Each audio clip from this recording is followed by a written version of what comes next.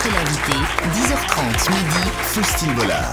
Alors Faustine, vous prenez la parole, je crois que c'est pas facile pour vous parce que je sens que vous avez le trac. C'est vrai, je suis un peu inquiète ce matin, on peut le dire. En même temps, faire une chronique devant vous, Florence, c'est un peu comme proposer une partie de baby-foot à Zidane ou faire des pâtes à Don Camillo.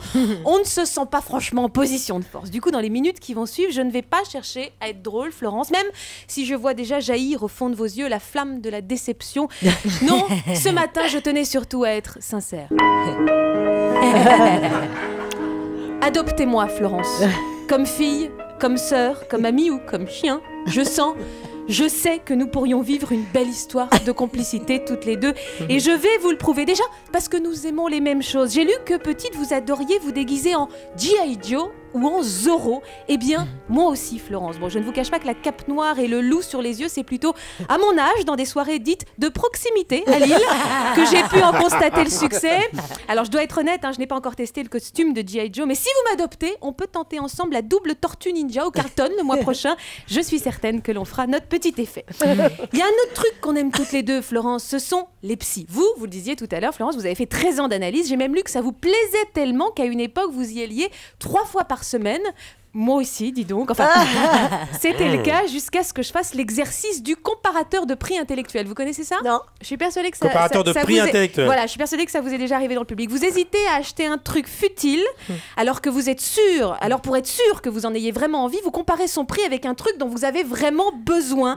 C'est ce que j'ai fait. Et quand j'ai compris qu'avec 100 € de mon psy, je pouvais me payer une séance hebdomadaire d'épilation jambes et selle maillot, le choix a été vite fait. C'est aussi pour ça qu'il faut m'avoir comme amie Florence ou comme Tekel à poil long, bien sûr. J'ai un vrai sens des priorités. D'ailleurs, puisqu'on parle de priorité, voilà un autre point commun que nous avons toutes les deux comme vous. Ma priorité a toujours été Madonna.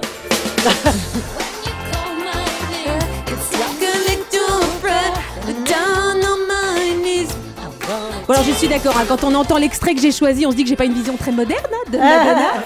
Mais c'est fait exprès puisque moi ce que j'aime vraiment chez elle, Madonna, c'est qu'elle ne vieillit pas justement. C'est vrai, si vous ne regardez pas son cou et ses mains, c'est un peu comme pour Michel. Oui. On a l'impression qu'elle a toujours 30 ans. Oui, ou en tout cas un peu moins de 50. C'est votre dernière chronique. Voilà. Comme vous, Florence, j'aurais adoré ressembler à Madonna. C'est pour ça que si vous m'adoptez, je vais réaliser votre rêve. D'ailleurs, je m'y engage, là, devant les 65 millions d'auditeurs qui nous regardent. 63. Pour votre spectacle en septembre à Bercy, Florence Foresti, moi, votre servante dévouée, je vous ferai vivre la vie de Madonna. J'embaucherai un danseur de 16 ans que vous aurez le droit d'emballer dans votre loge autant que vous voulez. Je demanderai à Jérôme Commandeur de vous donner un bon coup de boule dans la tronche histoire de vous faire les dents du bonheur, comme elle.